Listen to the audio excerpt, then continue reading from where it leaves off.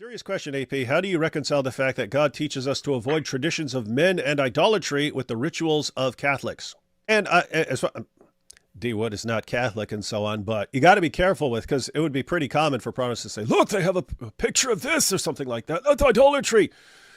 When, if you look at the Old Testament and idolatry is condemned, making images of things in heaven to worship them and so on is all condemned. And yet, God said, build an ark, the Ark of the Covenant. God said, build a temple.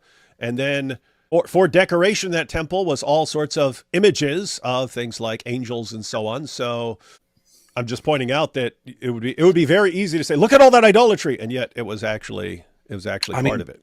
So that is a read the description in the Bible of the tabernacle, read the description in the Bible of the temple. It was full of imagery, pictures, or sculptures of living beings and so on. These were not considered idolatry, but I would say that certain religious rituals are always part of the Christian religion. Even in your non-denominational or Protestant church practices, you do things that may not necessarily be biblical, but you establish those traditions with the idea that they are biblical. You thereby establish traditions.